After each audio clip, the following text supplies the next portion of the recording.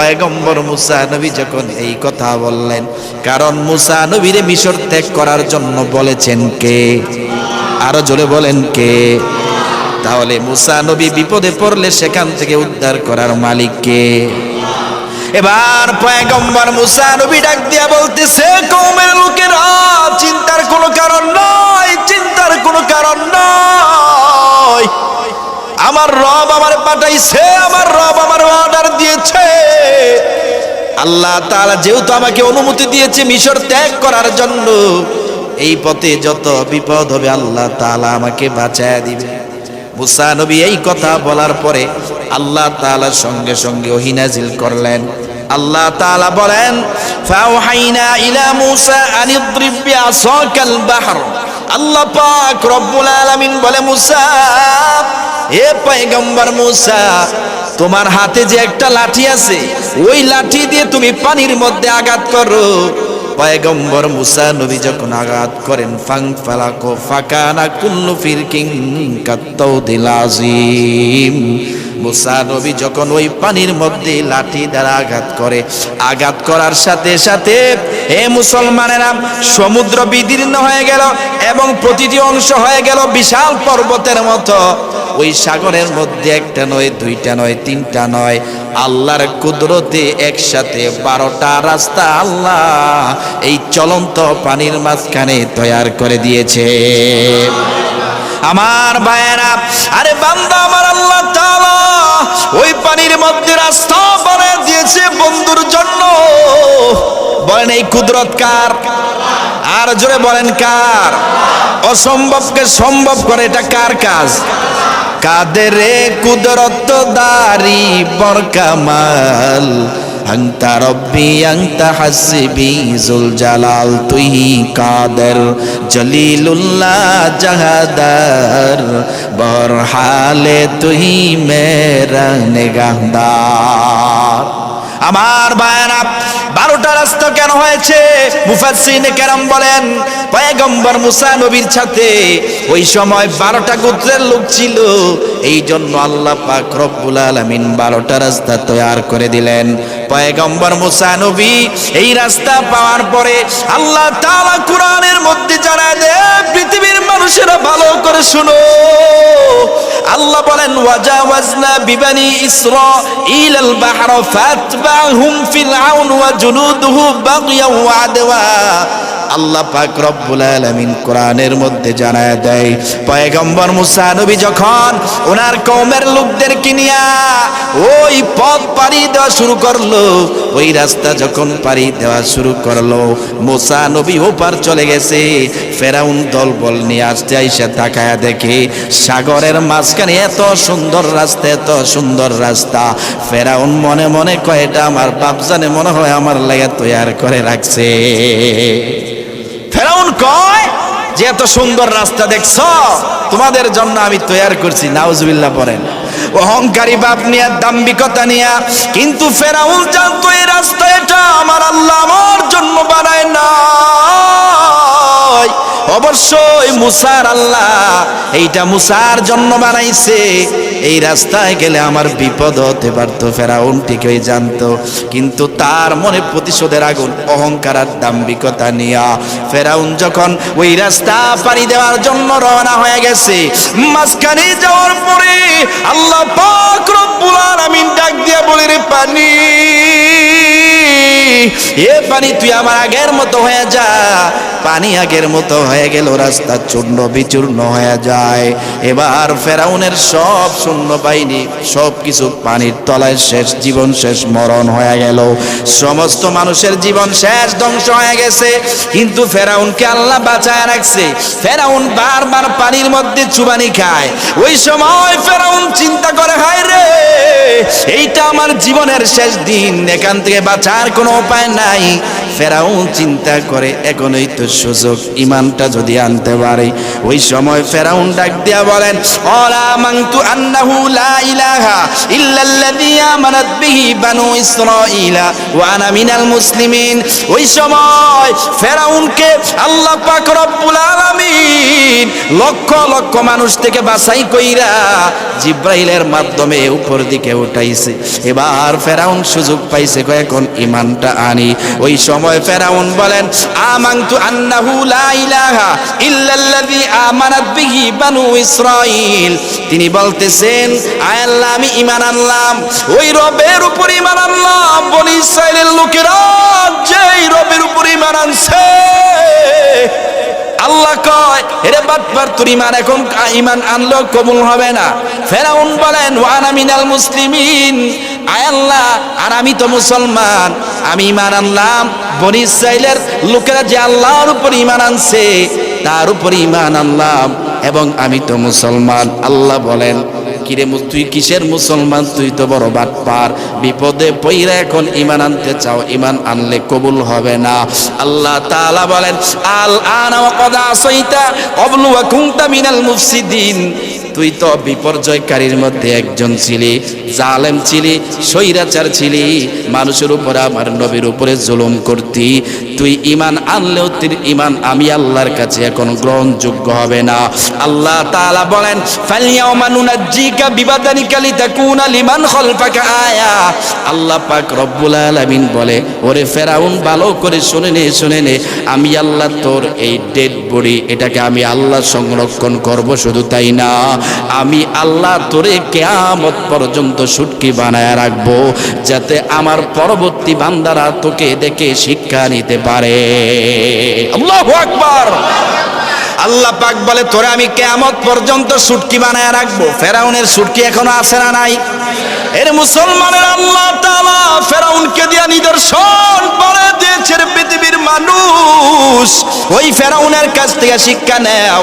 যারা স্বৈরাচারী করবা, যারা জালেমগিরি করবা, তোমাদের অবস্থাটা কেমন ভয়ঙ্কর হবে ওইটা বোঝানোর জন্য আল্লাহ তাআলা মানুষকে ফেরাউনের লাশটা নিদর্শন হিসেবে রেখে দিয়েছে। তবে আল্লাহ তাআলা পরের অংশে জানায় দেয়, ওয়া ইন্না কাসীরাম মিনান নাসি আন আয়াতিনা লাগাফিলুন।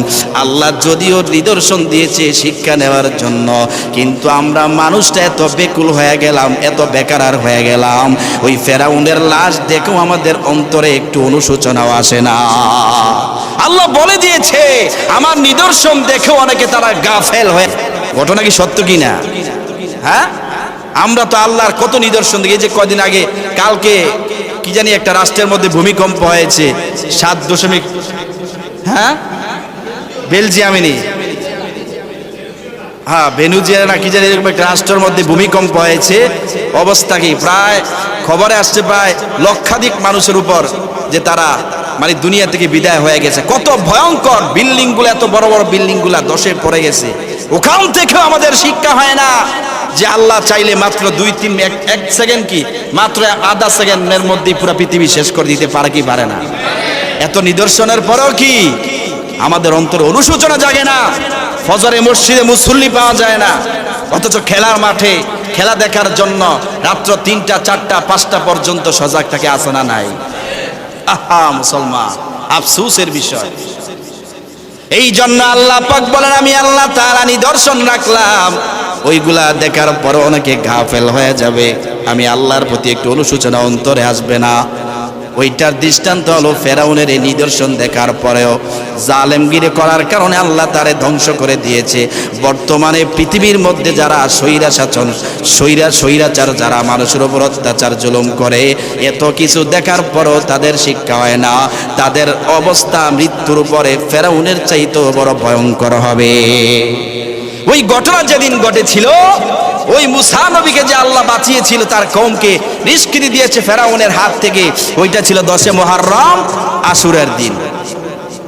এটা হলো সহিহ হাদিস দ্বারা প্রমাণিত। 2 নাম্বার হলো কারবালার ইতিহাস। আমি বলতেছিলাম, আল্লাহর নবী দুনিয়া থেকে যাওয়ার পর এবার খেলাফতের দায়িত্ব পেলেন আবু বকর। আবু বকর দুনিয়া থেকে বিদায় হওয়ার পর এবার খেলাফতের দায়িত্ব পেলেন উমর, উমরের পরে ওসমান, ওসমানের পরে আলী, আলীর পরে হযরতে মুয়াবিয়া রাদিয়াল্লাহু তাআলা আনহু, তিনি খেলাফতের দায়িত্ব পেলেন। মুয়াবিয়া রাদিয়াল্লাহু তাআলা আনহু তিনি যখন দুনিয়া থেকে বিদায় হয়ে যাবে, শেষ মুহূর্তে তার সন্তান ছিল ইয়াজিদ। ইয়াজিদ জোর করে ক্ষমতা দখল করে। ক্ষমতা দখল করার পরে ইয়াজিদকে অনেক মানুষ মানে না, বলে আমরা ওরে নেতা হিসেবে মানি না, ওর কাছে আমরা বায়াত হতে চাই না। অনেক মানুষ তার কাছ থেকে মুখ ফিরে নিয়েছে। কুফা নগরীর যত মানুষ আছে সবাই থাকে ইয়াজিদকে মানে না, আমির হিসাবে মানতে চায় না। কারণ ইয়াজিদ ছিল একটা স্বৈরা শাসক। ওই সময় ইয়াজিদ মানুষের উপর অত্যাচার জুলুম কত, ইনসাফ কায়েম করতে পারে নাই। ইনসাফ যখন কায়েম করতে পারে না, মানুষের উপর অত্যাচার জুলুম চালায়। ওই সময় কুফা নগরী থেকে আল্লাহর নবীর কলিজার টুকরা হুসাইনের কাছে হাজার হাজার চিঠি পাঠায়। কুফা নগরীর মানুষরা ডাক দিয়া বলেন, হুসাইন, আমরা ইয়াজিদকে ক্ষমতায় দেখতে চাই না, ক্ষমতার হকদার তুমি বেশি, কারণ তুমি নবীর কলিজার টুকরা নাতি, তোমাকে আমরা ক্ষমতায় চাই, তোমাকে আমরা আমাদের কুফা নগরীতে আনতে চাই, তোমার কাছে আমরা বায়াত হব, তোমারে আমরা আমির বানাইব, তুমি কুফা নগরীতে চলে আসো। এইভাবে একটা নয় দুইটা নয়, হাজার হাজার চিঠি হুসাইনের কাছে দেওয়া হয়। হুসাইন ওই চিঠি পাওয়ার পরে ওনার চাচাতো ভাই ছিল মুসলিম ইবনে আকিল। মুসলিম ইবনে আকিলকে হুসাইন জানায় দেয়, রে ভাই, কুফা নগরীর মানুষরা ওরা আমাকে চায়, আমার কাছে বায়াত হইতে চায়, আমাকে আমির বানাইতে চায়, কারণ ইয়াজিদ তাদের উপর অত্যাচার জুলুম করে। কি করার, যাও যাও তুমি কুফা নগরীতে গিয়ে তাদের অবস্থাটা একটু পর্যবেক্ষণ করে আসো। এরে মুমিন মুসলমান ইমানদার আল্লাহর গোলাম, হুসাইনের চাচাতো ভাই যখন ওই কুফা নগরীতে চলে যায়, ওই সময় তিনি যাওয়ার পরে কুফা নগরীতে যাইয়া ডাক দিয়ে বলতেছে, রে কুফার লোকেরা শুনো, হুসাইন রাদিয়াল্লাহু তাআলা আনহু আমাকে পাঠাইছে তোমাদের অবস্থা পর্যবেক্ষণ করার জন্য। তিনি যখন এই পরিচয় দিলেন, আমি হুসাইনের চাচাতো ভাই, পরিচয় দেওয়ার পরে সাথে সাথে ওনার কাছে একজন নয় দুইজন নয়, একসাথে 18,000 মানুষ আইসা বায়াত হয়ে গেছে।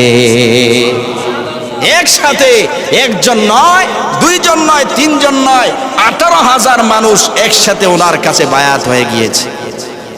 উনি এবার সাথে সাথে একটা চিঠি লেখছে, চিঠি পাঠিয়েছে হুসাইনের কাছে, চিঠি পাঠিয়ে দিয়েছে, এ ভাই হুসাইন, তুমি কুফা নগরীতে আসতে পারো। কুফা নগরীর এই অবস্থা, ওরা আমার কাছে 18,000 মানুষ বায়াত হয়ে গেছে, কিন্তু 18,000 মানুষ যে বায়াত হয়েছে এই খবর আবার ইয়াজিদের কাছে অনেকে পৌঁছায়া দিছে। মুনাফিক কিছু লোক আছে, এটা আমাদের বর্তমান সমাজে এমন মানুষ আছে না নাই? মুনাফিক মার্কা মানুষ একটার কাছে নিয়ে আরেকটা লাগায়, পিছনে পিছনে আপনার কথা নিয়ে আরেকজনের কাছে লাগিয়ে দেয়। এই মুনাফিকের জন্য ইসলামের যে পরিমাণ ক্ষতি হয়েছে, কোন কাফেরের দ্বারা মনে হয় না এত পরিমাণ ক্ষতি ইসলামের হয়েছে। সংবাদ পৌঁছায় দিল ইয়াজিদের কাছে, ইয়াজিদ, হুসাইন তো আসতেছে, তার চাচাতো ভাই আসছে, এখন তার কাছে তো মানুষ দলে দলে মানুষ বায়াত হয়ে যাচ্ছে, কি করা, তোমার গদি তো নড়বড়ে হয়ে যাবে। এবার কি করা যায়? যে কুফার গভর্নর কে আছে, তখন গভর্নর ছিল নোমান ইবনে বাশির, তিনি অসংখ্য হাদিস রিওয়ায়াত করেছে, আল্লাহর নবীর সাহাবী, মানে তিনি তো জানেন যে হুসাইন কে, বা তিনি নবীর একজন প্রিয় সাহাবী ছিলেন। তিনি ওই সময় ওই কুফা নগরীর গভর্নর ছিলেন। তিনি চাইলেও কি করতে পারেন না, তাদের উপর আক্রমণ করতে পারেন না। ওই সময় ইয়াজিদ বলল যে গভর্নরকে চেঞ্জ করা হোক, গভর্নরকে চেঞ্জ করা হোক। চেঞ্জ করে ওখানে গভর্নর হিসেবে নিযুক্ত দেওয়া হয় ওয়ালাদুজ জিনা, যাকে বলা হয় ওবাইদুল্লাহ ইবনে জিয়াদ। ওয়ালাদুজ জিনা মানে বাংলা একটা কথা আছে, কি জানি বলে, যে যার জন্মের ঠিক নাই তাকে কি জানি বলে, যারও সন্তান বলে। তো ওর হইছে এই অবস্থা। এটার একটা কাহিনী আছে, ওদিকে গেলে আবার সময় চলে যাবে। যাই হোক, আল্লাহর নবীর এক বেয়াদব গালি দিয়েছিল ওয়ালিদ ইবনে মুগিরা। তখন আল্লাহ নবী খুব কষ্ট পেয়েছে, আমারে কেউ পাগল বলে গালি দেয় না, ও আমারে গালি দিল। তখন আল্লাহ ওহীর মাধ্যমে জানায় দিয়েছে যে নবী, ও যে আপনার গালি দিয়েছে ও কিন্তু জারক সন্তান, ওয়ালাদুজ জিনা। নবী এটা সকালে যখন বলছে, তখন ওয়ালিদ ইবনে মুগীরা কয়, মুহাম্মদ তো উল্টাপাল্টা কথার মানুষ না। মার কাছে গিয়ে বলছে, মা এই কথা তো মুহাম্মদ বলছে, আসলে ঘটনা কি? তখন তার মা বলছে, আসলে এই কথা কে বলছে? বলছে মুহাম্মদ। মুহাম্মদ যেটা বলছে এটা সত্যিই বলছে। আল্লাহু আকবার। মুহাম্মদ যেটা বলছে এটা সত্যিই বলছে, কারণ আমি অনেক মানুষের সাথে মেলামেশা করেছি, তুমি কার সন্তান আমি নিজেও জানি না। এই জন্য মুফাসসিরিনে কেরাম বলে, যারা ইসলামের বিপক্ষে বাধা দেয়, কোরআনের বিপক্ষে যারা আসে, ইসলামকে যারা দমিয়ে দিতে চায়, ইসলামকে যারা সমাজে বাস্তবায়ন করতে দেয় না, তাদের জন্মে সমস্যা আছে। রাগ করছেন আপনারা? কঠোর শব্দ ব্যবহার করছে, এটা আমি করছি না, আল্লাহ করছে। আল্লাহটা আমি এটা কপি করে আপনাদেরকে জানাইলাম। ওই যে ওয়াইদুল্লাহ ইবনে জিয়াদের হচ্ছে এই অবস্থা। এখন হুসাইন রাদিয়াল্লাহু তাআলা আনহুকে চিঠি পাঠাইছে, চাচাতো ভাই যে আপনি আসতে পারেন, পরিস্থিতি ভালো। পরবর্তীতে যখন গভর্নর চেঞ্জ হলো, ওনার ভাইকে হত্যা করা হলো।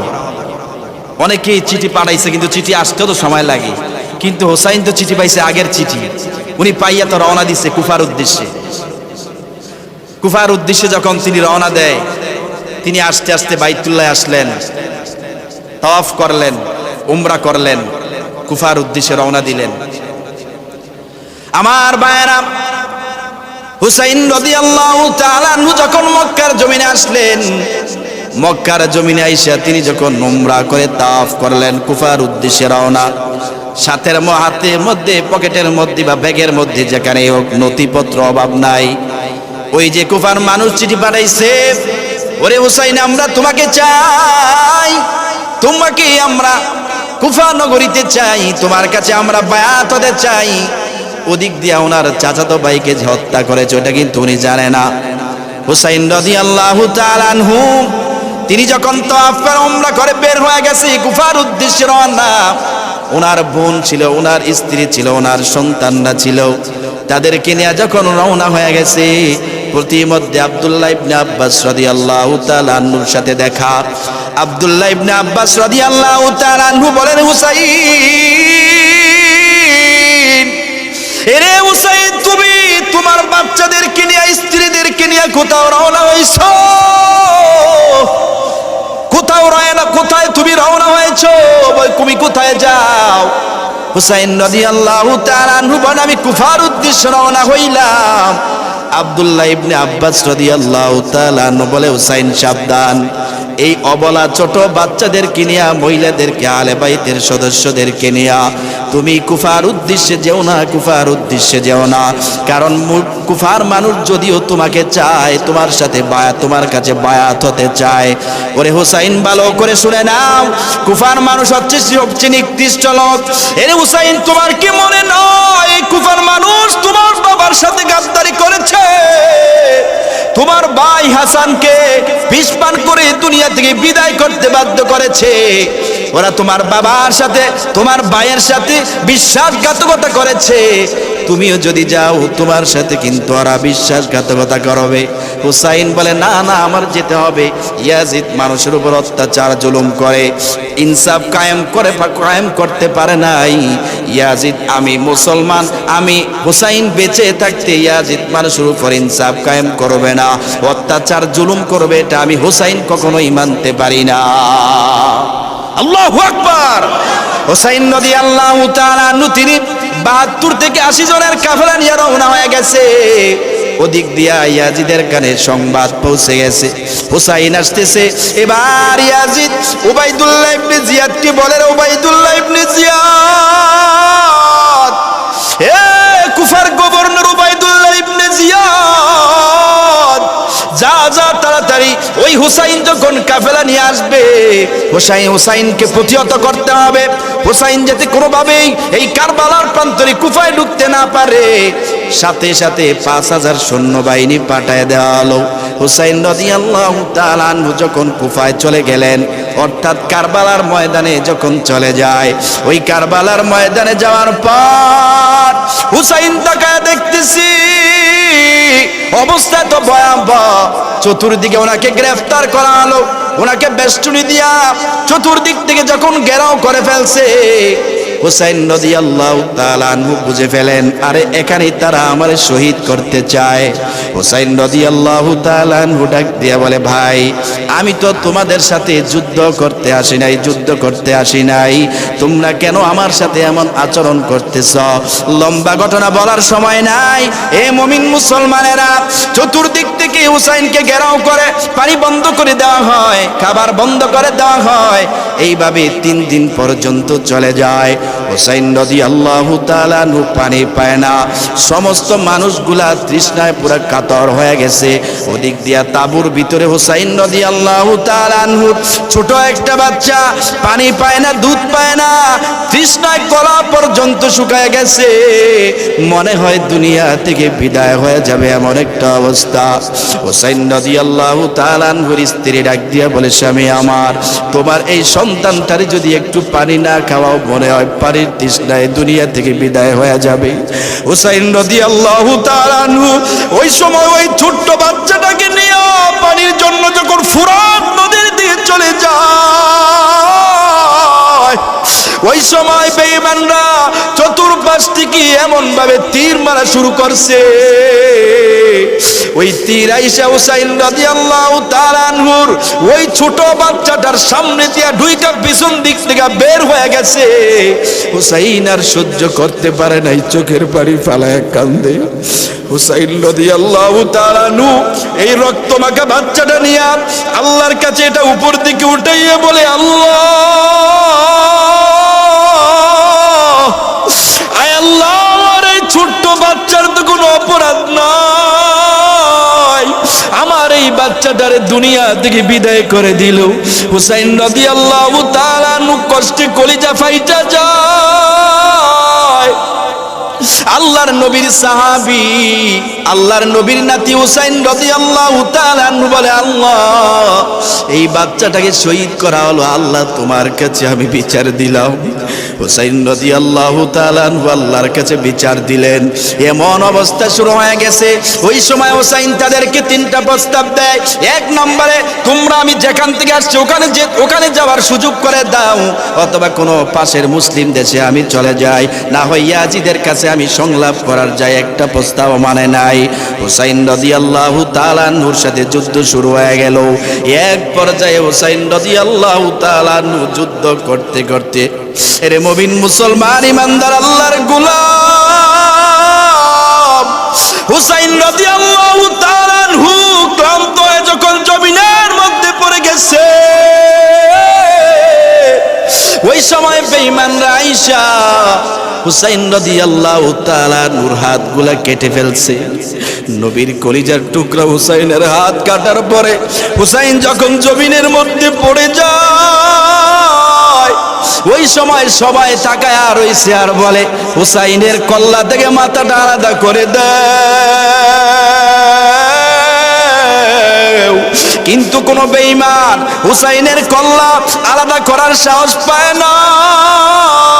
সবাই ডাক দিয়া বলতেছে, এই কল্লার মধ্যে, মুখের মধ্যে, মাথার মধ্যে নবী কত চুমা খাইছে, এটা আমাদের দ্বারা কোনোদিন সম্ভব না। ওই সময় একজন বেঈমান কুলাঙ্গার, যার নাম হলো সীমার, ওই সীমার আইসা নবীর কলিজার টুকরা হুসাইনের গর্দন থেকে মাথাটা আলাদা কইরা ফেলছে। ওই মাথাটা নিয়া ইয়াজিদের দরবারে নিয়ে যায়। ইয়াজিদের রাজ দরবারে যাইয়া ডাক দিয়া বলে, ও আমির সাহেব, এই যে দেখেন হুসাইনের গর্দাটি আসলাম। হুসাইনের গর্দানটা, এই মাথাটা, খণ্ডিত টুকরাটা একদিন নয়, 2 দিন নয়, ইয়াজিদের রাজ দরবারে 9 দিন পর্যন্ত ঝুলায়া রাখছি। ওই টুকরাটা ঝুলায়া ঝুলায়া আর প্রতিদিন সকালবেলা হুসাইনের স্ত্রী এবং সন্তান বোনদেরকে আইনা দেখায়, বলে এই যে দেখ তোমার স্বামীর কি অবস্থা, তোমার ভাইয়ের কি অবস্থা। এরে মুমিন মুসলমান ইমানদার আল্লাহর গোলাম, ওই সময় হুসাইন রাদিয়াল্লাহু তাআলা আনহুর একটা কন্যা সন্তান ছিল। বাবার ওই খণ্ডিত চেহারার দিকে তাকানোর সাহস নাই, কিন্তু একদিন কষ্ট করে বাবার খণ্ডিত চেহারাটার দিকে তাকাইয়া হুসাইনের মেয়ে ডাক দিয়া বলে, ওগো মদিনাওয়ালা নবী, আপনার কলিজার টুকরা হুসাইনের কি অবস্থা আপনি দেখেন, একটা বার আপনি তাকায় দেখেন না, আপনার কলিজার টুকরা হুসাইনের কল্লা থেকে মাথা আলাদা করে ঝুলায় রাখছে। ওগো নবী, আপনি কেমন করে সহ্য করেন, কেমন করে সহ্য করেন। হুসাইন রাদিয়াল্লাহু তাআলা আনহুর ওই মাথাটা ওইখানে 9 দিন রাখার পরে ইয়াজিদ যখন ওই মাথাটা নিয়ে অন্য একটা জায়গায় রাখলো, 9 দিন পরে একজন লোক ছিল যিনি ইয়াজিদের ওইখানে কাজ করত, কর্মরত ছিল। ওই লোকটা কিছু মানুষ নিয়ে হুসাইন রাদিয়াল্লাহু তাআলা আনহুর ওই খণ্ডিত মাথা সামনে রাইখা কিছু মানুষ নিয়ে তিনি জানাজার নামাজ পড়লেন এবং হুসাইন রাদিয়াল্লাহু তাআলা আনহুর বর্তমান যেই মাজার যেখানে আছে ওইখানে হুসাইনের ওই মাথাটা তিনি ওখানে দাফন করলেন। তিনি ডাক দিয়া বলেন, আমি দাফন করার পরে, আরে আমি যখন রাত্রিবেলা ঘুমায় গেলাম, আমি স্বপ্নে চোখে দেখতেছি আমার নবী